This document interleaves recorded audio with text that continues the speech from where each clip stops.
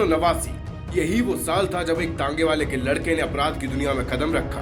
प्रयागराज तब इलाहाबाद हुआ करता था। इसी इलाहाबाद में एक मोहल्ला है चकिया। चकिया के अतीक अहमद का नाम पहली बार हत्या में सीधे सीधे जुड़ा। शौक इलाही को लोग चांद बाबा के नाम से जानते थे। चांद बाबा 1980 के दशक में 100 से अधिक कट्टर अपराधियों का आका था। चांद बाबा अपने विरोधियों पर देसी बम फेंकने के लिए कुख्यात माना जाता था। अतीक अहमद भी चांद बाबा के गिरोह में शामिल था, लेकिन अतीक के मन में चांद बाबा से बड़ा माफिया बनने का ख्वाब पल रहा था। जब पुलिस चांद बाबा के पीछे पड़ी तो अतीक चांद बाबा से अलग हो गया और अपनी एक अलग टीम बना डाली। बाद में दोनों के बीच इलाहाबाद में वर्चस्व की जंग शुरू हो गई। साल 1989 के विधानसभा चुनाव में अतीक और चांद बाबा दोनों इलाहाबाद पश्चिम सीट से चुनावी मैदान में एक दूसरे के खिलाफ उतरे थे। 6 नवंबर 1989 को जिस दिन वोटों की गिनती थी, अतीक अहमद और चांद बाबा गैंग के बीच इलाहाबाद के रोशनबाग के पास भीषण गैंगवार हुआ। गोलियां चली, बम बरसाए गए, बारूद से बाजार फट गया और इस मुठभेड़ में चांद बाबा मारा गया।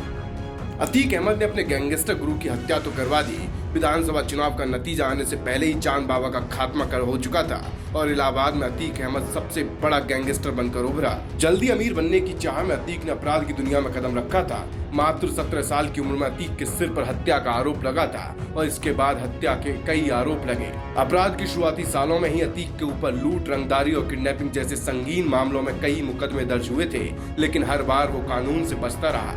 अतीक से पुलिस ही नहीं, राजनेता भी खौफ खाते थे। कुछ ही महीनों में एक एक करके चांद बाबा का पूरा गैंग खत्म हो गया। कुछ मारे गए तो कुछ भाग गए। चांद बाबा की हत्या के बाद अतीक का खौफ इस कदर फैला कि लोग इलाहाबाद पश्चिमी सीट से टिकट लेने से खुद ही मना कर दिया करते थे। अतीक की हिस्ट्री शीट में एक के बाद एक नए मामले जुड़ते गए। पूरे पूर्वांचल, खासकर इलाहाबाद में सरकारी ठेकेदारी, खनन और उगाही के धंधे में सिर्फ एक नाम चलने लगा और वो नाम था अतीक अहमद। लेकिन अतीक की राह का कांटा इलाहाबाद का बदमाश छम्मन भी था। अतीक का रसूख बढ़ता देख छम्मन ने इलाहाबाद छोड़कर मुंबई का रास्ता पकड़ लिया था। उसे लगा कि शहर छोड़ने से जिंदगी बची रहेगी, लेकिन बताया जाता है कि अतीक ने मुंबई से छम्मन को उठवाया और बेरहमी से कत्ल कर दिया। इलाहाबाद पुलिस ने अतीक अहमद और उसके करीबियों के खिलाफ हत्या अपहरण का मुकदमा दर्ज किया। अतीक के घर और ठिकानों पर दबिश दी गई, लेकिन वो पुलिस के हाथ नहीं लगा।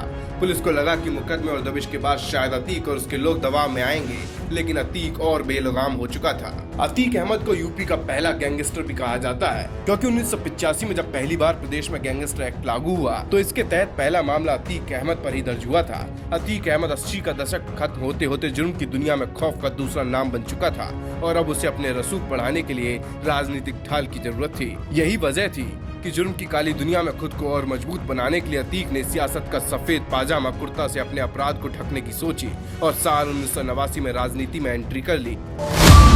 जिसके बाद साल 1989 में अतीक अहमद इलाहाबाद पश्चिमी सीट से निर्दलीय विधायक चुना गया। इसके बाद तो ये सीट उसके राजनीति का गढ़ बन गया। साल 1991 और 1993 में भी अतीक ने निर्दलीय चुनाव जीता।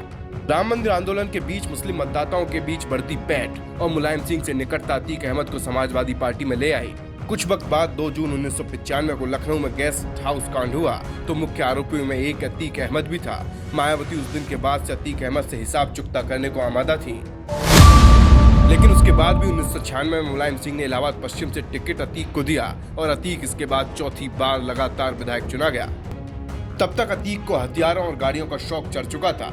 उसकी महंगी गाड़ियों और हथियारों के जखीरे की चर्चा सिर्फ इलाहाबाद में ही नहीं, पूरे पूर्वांचल में होने लगी थी। अतीक का खौफ बदस्तूर बढ़ता जा रहा था। गैंगस्टर से विधायक बने अतीक अहमद को राजनीतिक रसूख भी खूब भाया। उसकी समझ में आ चुका था कि सत्ता में रहने वाली पार्टी के साथ रहने के कुछ फायदे होते हैं, क्योंकि राजनीतिक ताकत ने जुर्म की दुनिया में उसके काम बहुत आसान कर दिए थे। लेकिन अब अतीक किंग मेकर बनने की कोशिश में जुट गया था।